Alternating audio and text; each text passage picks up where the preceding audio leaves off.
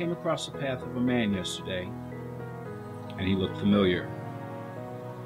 I walked up to him. "Hi, I'm Mark. Have we ever met before?" He looked me in my eyes and said, "Maybe we have."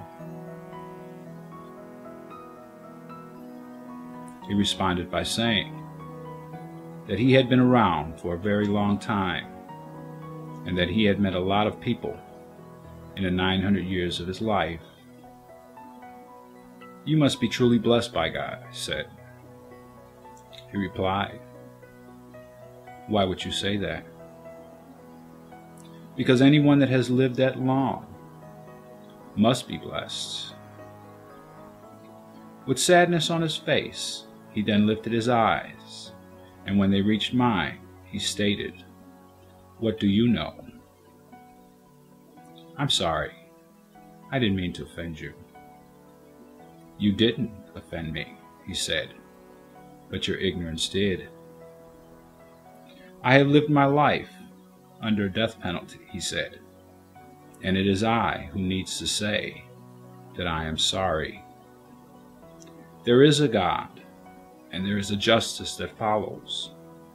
The blessing you have spoken of, and the one that I know about, is found in obedience, and it is there that life is given its blessing." The sadness that filled the crevices of his face flowed into my eyes, and I was blinded. The joy of his life that once covered my heart was then washed away.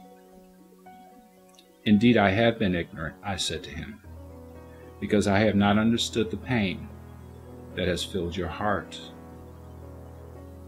"I once stood in the presence of God," he said, "and God said to me, 'You are my son, and I am your father.'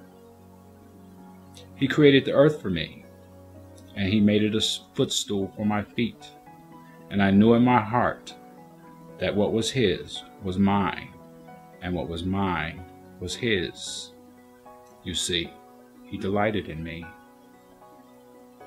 And that is where my sadness is most overwhelming, the place where faith was broken and love was lost. Where is it written in the span of eternity that a son has the right to be disobedient? Where does it state that a child has the right to cause his father's heart to be filled with pain that disobedience brings? And when we are disobedient, what happens to the image and likeness that we were created in? Was such glory ever meant to know the tarnish that evil brings? I will repeat, what right did I have? One single act of disobedience has overwhelmed me with such grief, and righteously so. You see, outside of the garden, weeds now grow, and its beauty fades away with the passing of years. Before death could find me, through me, it found my second-born son. As the earth cried out, it was my tears that mingled with his blood. Pain had been given to the woman in labor, because pain was now given life, and I knew why. I have watched men wear evil as a garment, hearts so black light can't penetrate.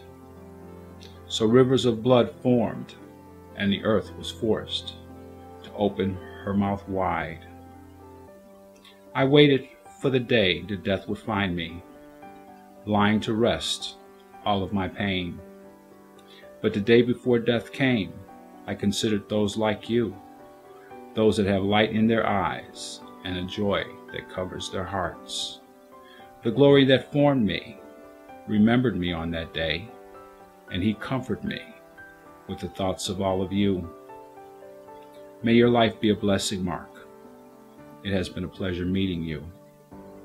He then turned and walked away from me, and he mumbled something as he did.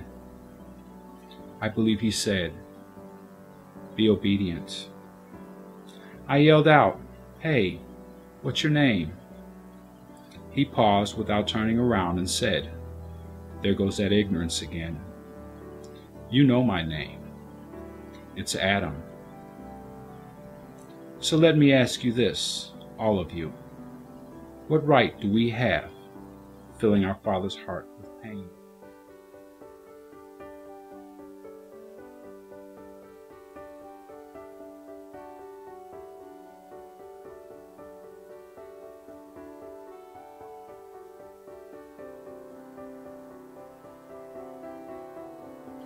Those that are disobedient lack this one thing, the fear of God.